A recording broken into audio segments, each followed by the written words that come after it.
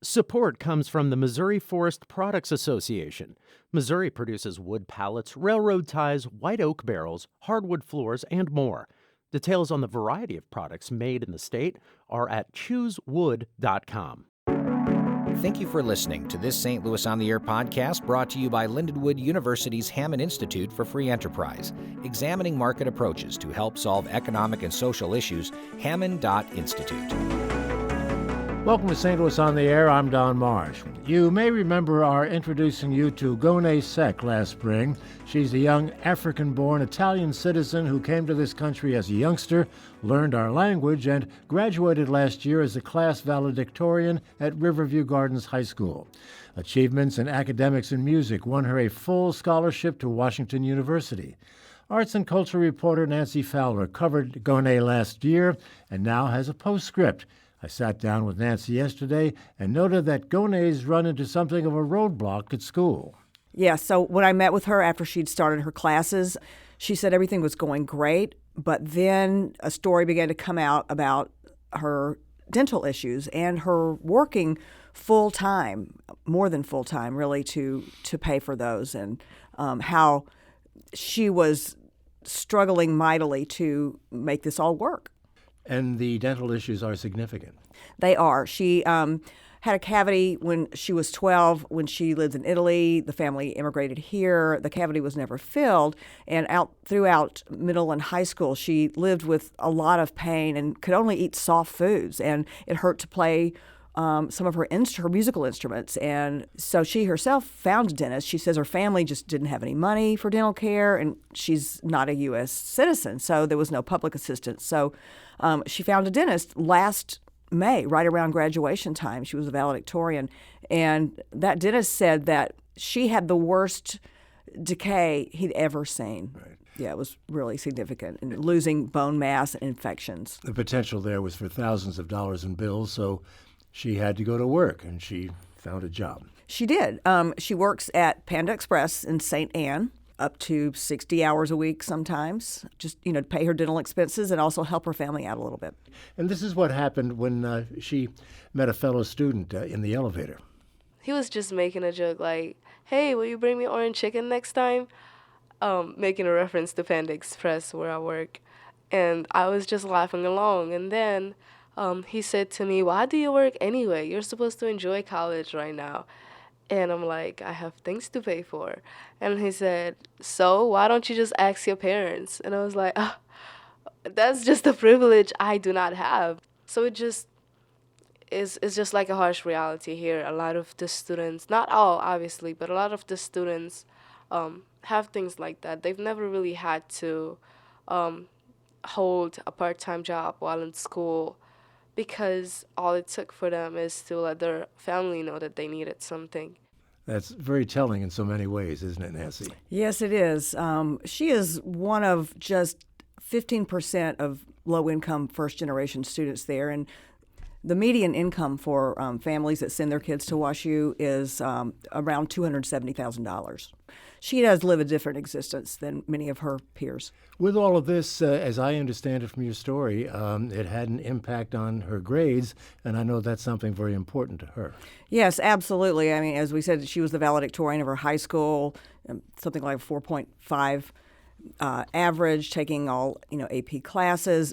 Takes great pride in her grades and her work ethic. And I want to just say, I haven't really mentioned the specifics of the causes of her dental pain, but currently she needs 2 root canals, 2 implants, and fillings in almost every tooth. And those decaying teeth are just getting worse. My understanding is, correct me if I'm wrong, that she's already spent $5,000 on the work that's been done, and another $13,000 is necessary to finish the job.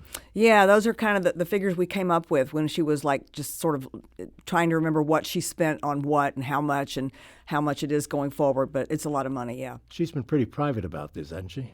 She has, very much so. Let's find out why. I don't really want it to be seen as an excuse. I don't really want it to be seen as me asking for them to be lenient on me or to treat me any differently. I know that this is something I have to go through, but I don't want that to make me any less of a student than anyone else. That's Ngone Seck from Washington University. Yes, so she's talking about not telling her professors in that clip. Is she getting any help? Is any help available to her to offset some of these costs? Well, she's started a process. She did tell her academic advisor, I think in November, so several months into the school year, and she says the academic advisor thought that an organization called WashU Cares might be able to help her, but then they came to find out that because she's not a U.S. student, that wasn't going to work, and they've directed her to the International Students Association. What is that?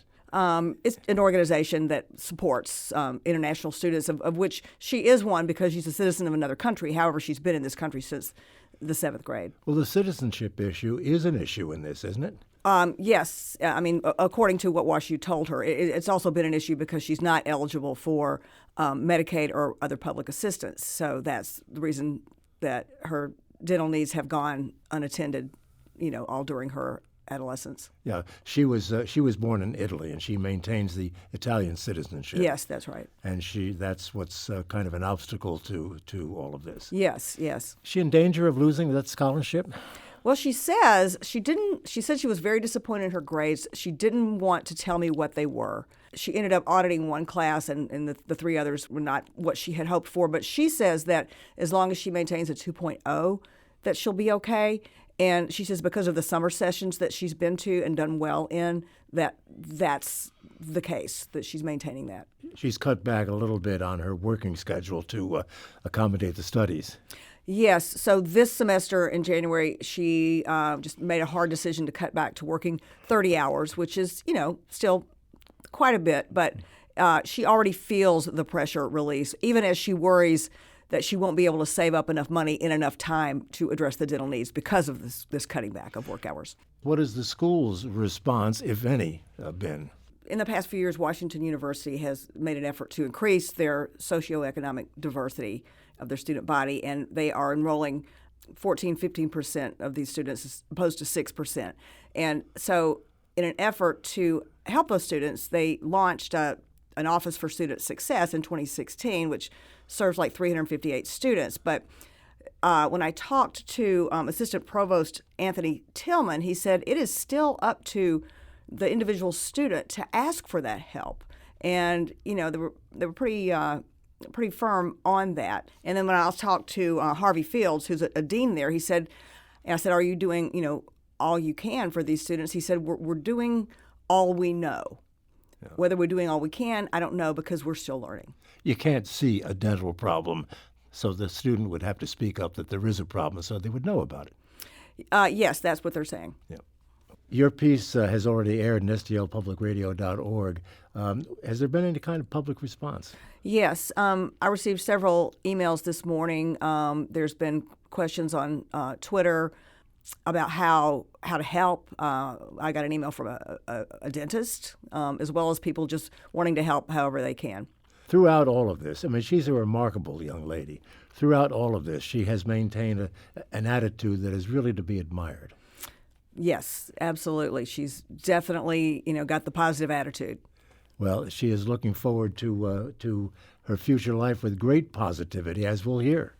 I could have simply just said, I can't do school. I have to pay for my medical expenses. I have to help my family. I have to do all of this. But I didn't let that stop me because I knew that it's temporary.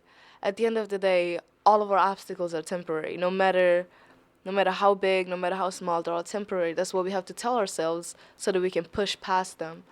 So I hope that that's the biggest thing that people take away from it, just to be strong enough to push through the temporary until they get to their permanent destination, which is the better and the bigger picture.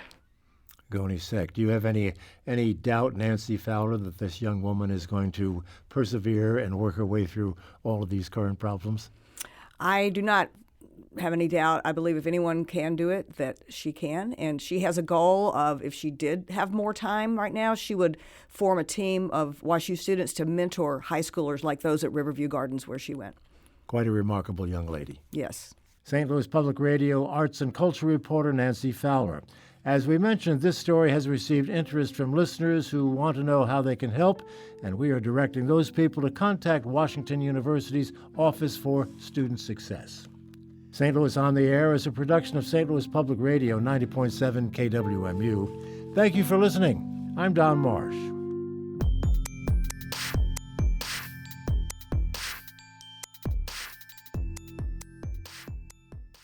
Support comes from the Missouri Forest Products Association, committed to conservation and careful management of the state's forests to make them more resilient and better habitats for wildlife. ChooseWood.com.